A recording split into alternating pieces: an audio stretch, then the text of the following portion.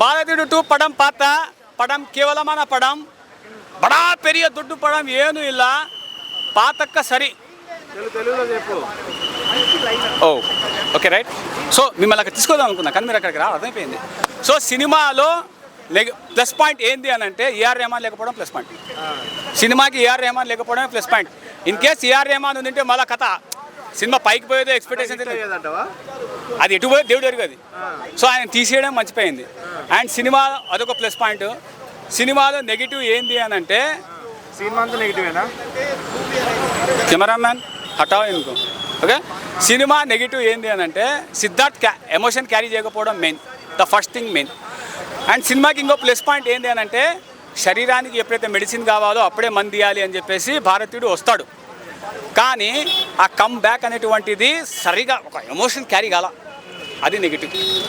కథ ఎక్కడైతే అడ్డం తిరుగుతుంది తన ఇంట్లో బాధ తన దాకా వస్తే కానీ తెలీదు. సో సిద్ధార్థ్ ఫ్యామిలీ అదేవిధంగా ఫేస్ చేసేటప్పుడు గో బ్యాక్ అన్నంత ఎమోషను కమ్ బ్యాక్కి రాలా. ఇక ఇది ఒక ప్లస్, ఇది అదొక మైనస్. తల్లి చనిపోయినప్పుడు ఎమోషన్ క్యారీ చేయాల, అదొక నెగిటివ్.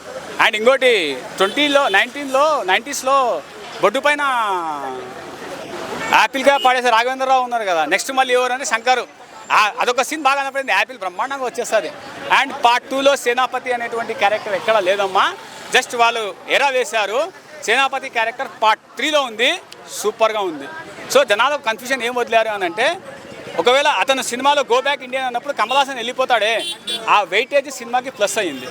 దానికి పార్ట్ 3 ట్రైలర్ ఇంకా ప్లస్ అయ్యింది. దానివల్ల జనాలకు కన్ఫ్యూజన్ వస్తుంది, అరే ఏం చెప్పాలా, సినిమా హిట్ అనాలా, సూపర్ హిట్ అనాలా, బ్లాక్ బస్టర్ అనాలా, అర్థం కాదా ఆ విధంగా ఉంది. కానీ బిఫోర్ ఇంటర్వ్యూలో ఒక సాంగ్ ఉంటుంది, అబ్బా ఈ రామచిలుకలే రామచిలుకలు అబ్బాబాబాబాబాబా, అటువంటి సీన్ ఒక చేసే చాలా అనిపించింది. లైఫ్ ధన్యమైపోయింది, ఆ విధంగా తీసాడనమాట శంకర్. సో అదొక సీన్. అండ్ ఇంకోటి మర్మకళని బాగా నీట్గా చూపించారు, మర్మకళని బాగా నీట్గా విపులీకరించారు తెలుగులో. అండ్ ఇంకోటి ఏంటి అని అంటే బాడీ బిల్డర్ అయినా ఎవడైనా సరే దాని కిందనే. అండ్ ఇక్కడ విషయం 28 years అయిపోయింది భారతీయుడు సినిమా వచ్చి. మా నాన్న ఉన్నాడు అప్పుడు, ఈ సినిమా వచ్చేలోపు మా నాన్న లేట్ అయిపోయాడు. మనం కూడా లేట్ అయిపోతామేమో అనుకున్నా, కానీ ముందుగానే ఇచ్చాడు 2025 అని చెప్పేసి. సో శంకర్ గారు ఒకటేసారి 3 పడవల పైన ప్రయాణం చేశారు. Will watch what will happen in 2025. ఓకేనా, రైట్. మనం ఈ 24 సంవత్సరాల 22 సంవత్సరాలు అనుకుంటాం మనం వెయిట్ చేసాము. ఆ వెయిట్ చేసిన తర్వాత అప్పటి నుంచి ఇప్పటి వరకు ఉన్న ప్రాబ్లమ్స్ ఉంటాయి కదా, ఆ ప్రతి ఒక్క ప్రాబ్లం గురించి ఈ సినిమాలో చెప్పడం జరిగింది. 1కి 2కి తేడా అదే. 1 ఒక ప్రాబ్లం గురించి చెప్తాడు, దీంట్లో 100 ప్రాబ్లమ్స్ గురించి చెప్తాడు.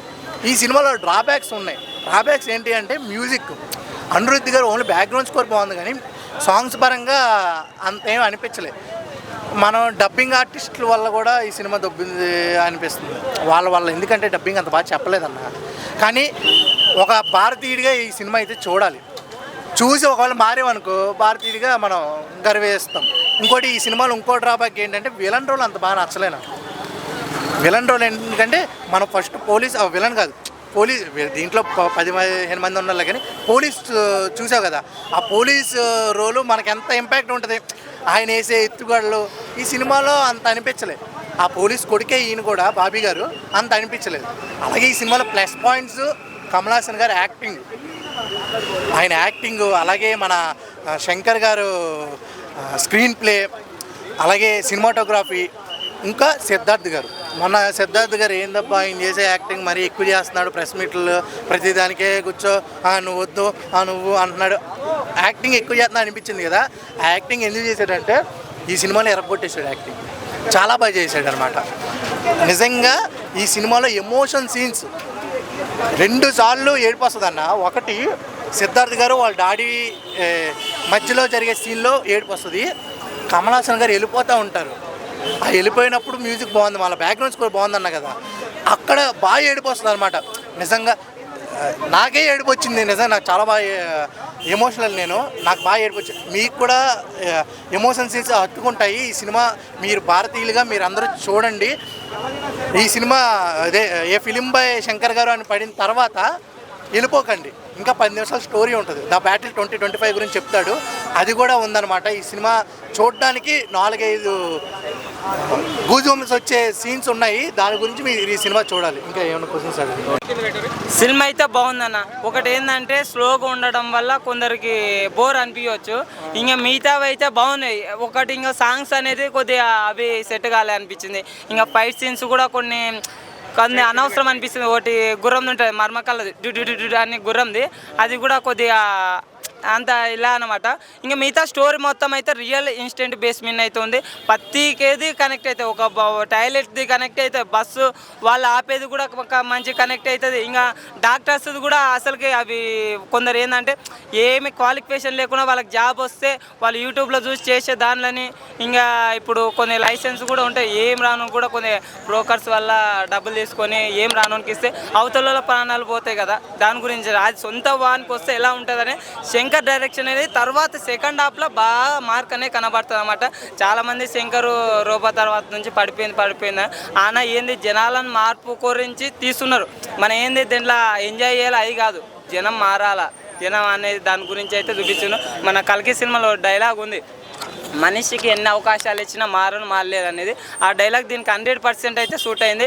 ఇంకా సిద్ధార్థ గారి క్యారెక్టర్ అయితే ఆయన ఒక సోషల్ మీడియా యూట్యూబ్ ఛానల్ ఆయన నేరాలు ఘోరాలు ఇలాగ ఎలా వస్తుందో అలాగనే ఈయన ఒక యానిమేటెడ్ చూపించి అంటే జనాలు జరుగుతున్న దాని గురించి చూపిస్తుంటారు.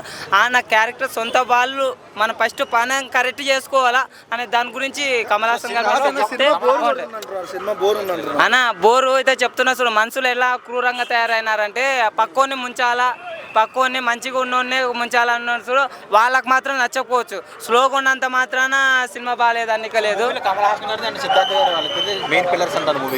మెయిన్ అయితే సిద్ధార్థ గారి కమల్ హాసన్ గారిది అయితే బాగా ఎక్కువ ఉందన్నమాట, ఇంపాక్ట్ ఉంది.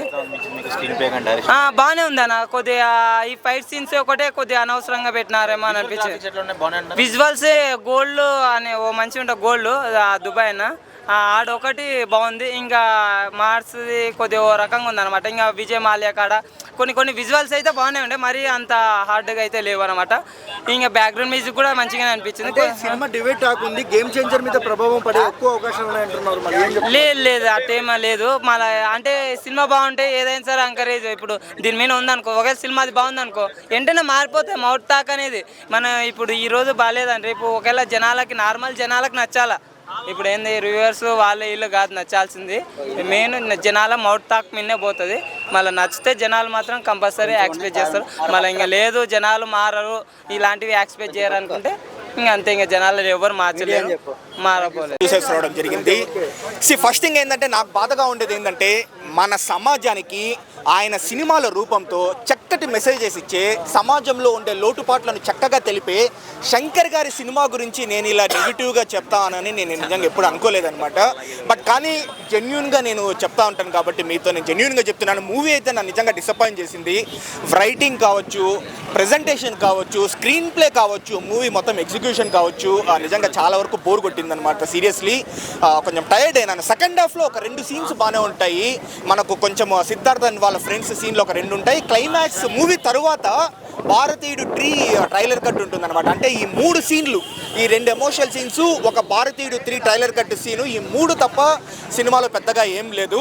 అండ్ ముఖ్యంగా గెటప్స్ బ్రో, అసలు చూసేటప్పుడు నాకు ఆ గెటప్స్ అరే ఏంట్రా ఇది శంకర్ గారి సినిమా కదా, అసలు ఏంటి గెటప్ ఏంది. అప్పుడెప్పుడు 1996లో వచ్చిండే భారతీయుడు మూవీ 28 ఇయర్స్ బ్యాక్ వచ్చిండే మూవీలో అంత బాగా ప్రాస్థెటిక్స్ యూజ్ చేస్తారు కదా గెటప్. ఈ మూవీలో ఇంట్రడక్షన్ హెయిర్తో వచ్చిండే గెటప్స్ కావచ్చు, లేకపోతే డిఫరెంట్ గెటప్స్ కొంచెం డిసప్పాయింట్ చేసింది అనమాట. And not only getup, line అయితే బాగానే ఉంది. ఇప్పుడు ఏంటంటే కరప్షన్ చేసేవాళ్ళు ఇంట్లో ఫ్యామిలీ మెంబర్స్ అయినా, అమ్మా నాన్న అయినా, చెల్లెలైనా, అక్క అయినా, అన్న అయినా, తమ్ముడైనా, ఎవరైనా సరే, బంధువులు కావచ్చు, ఫ్రెండ్స్ కావచ్చు, మీరు పట్టించండి. ఎందుకంటే వాళ్ళు అక్రమంగా సంపాదించే డబ్బుతో మనం తింటే అరగదు, వాళ్ళు అక్రమంగా సంపాదించే డబ్బుతో మనకు దర్జాలు వద్దు, పట్టించండి అని చెప్పి లైన్ బాగానే ఉంది. కానీ దాన్ని ఎగ్జిక్యూట్ చేసిన విధానము నిజంగా పూరని నాకు అనిపించింది. నాకైతే కొంచెం కష్టంగా ఉంది థియేటర్లో కూర్చోవడము. మూవీలో ఏదైనా మంచి ప్లస్ పాయింట్స్ ఉన్నాయంటే చెప్పాను కదా, 3 సీన్లు కాకుండా కమల్ హాసన్ గారి యాక్టింగ్, ఆయన లోకనాయకుడు, ఆయన గురించి తప్పులు పట్టాల్సిన అవసరమే లేదు. కానీ ఆయన యాక్టింగ్ని కూడా గెటప్స్ వల్ల మనకు కొంచెం అది కామిక్గా చేసింది అనమాట. సో కమల్ హాసన్ గారి యాక్టింగ్, ప్రొడక్షన్ వాల్యూస్, సినిమాటోగ్రఫీ బాగుంది. రిమైనింగ్ అంతా కూడా థియేటర్లో కూర్చోవడం కొంచెం కష్టమైన అనిపించింది. చాలా మంది అంటారు ఇక గేమ్ చేంజర్ పరిస్థితి ఏంటి, భారతీయుడు ఇలా ఉంటే అంటున్నారు, మీరేమంటారు? ఇప్పుడు నేను కూడా మూవీ తర్వాత గ్యాప్ ఉంది కాబట్టి ఫేస్బుక్ సోషల్ మీడియా అంతా చూసేటప్పుడు కూడా కొంతమంది గేమ్ చేంజర్ ఎలా ఉండబోతోంది, శంకర్ గారు అవుట్ ఆఫ్ ఫామ్లోకి వచ్చేసారు కదా, అది ఇది అని అంటా ఉన్నారు. మనం చెప్పలేము బ్రో, ఎందుకంటే గేమ్ చేంజర్లో దిల్ రాజు గారి ఇన్వాల్వ్మెంట్ కూడా ఉంటుందన్నమాట. And at the same time ఏంటంటే మేబీ గేమ్ చేంజర్ మీద ఎక్కువ కాన్సన్ట్రేట్ చేసి భారతీయుడు 2 ఏమైనా పక్కన పెట్టినారా, లేదా ఇది 5 years నుంచి ప్రాజెక్ట్ కదండి ఇప్పుడు భారతీయుడు 2 వచ్చేసి. సో దీనికి గేమ్ చేంజర్కి నాకు తెలిసి దీని రిజల్ట్ దానికి ఇంపాక్ట్ ఇవ్వద్దని నేను అనుకుంటాను అనమాట. సో అది మూవీ మనకు రిలీజ్ అయితేనే మనకు తెలుస్తుంది. అంటే శంకర్ గారు కూడా లాస్ట్ మూవీస్ కూడా ఫ్లాప్ అంత పెద్దగా లేవు. అంటే రోబో తర్వాత నుంచి ఆయన ప్రాపర్గా రోబో 2 కావచ్చు కలెక్షన్స్ వచ్చినా కూడా ఇంకా క్రిటికల్ అక్లైమ్ అయితే రాలేదు.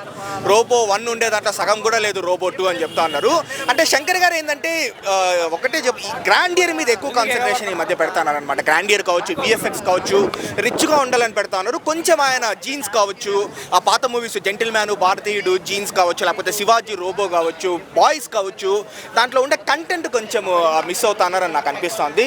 సో ఓవరాల్గా భారతీయుడు 2 is a big disappointment for me అనమాట. ఒక 2-3 సీన్లు బట్ కానీ శంకర్ గారి సినిమాలంటే ఏదో ఒక సోషల్ మెసేజ్ ఉంటుంది కాబట్టి కొన్ని పనికిమాల సినిమాలు అంటే ఈ గ్లామర్, ఈ ఎక్స్పోజింగ్ ఇట్లాంటి సినిమాలు చూసేదానికంటే ఇలాంటి సినిమాకి వచ్చి చూడడం కొంచెం బెటర్ అండి. టికెట్ రేట్స్ కూడా కొంచెం తగ్గించండి బ్రో. తమిళ సినిమాకి అక్కడేమో 190 ఉంది, ఇక్కడ 350, 370, 400 వరకు పోతా ఉంది. ఆ బుక్ మై షోలో బుక్ చేసుకోవాలంటే ట్యాక్సెస్తో కలిపి 400 వరకు పోతా ఉందన్నమాట. అంటే వాళ్ళకంటే 2 రెట్ల కంటే ఎక్కువ. సో టికెట్ల విషయం కూడా కొంచెం చూస్తే బెటర్.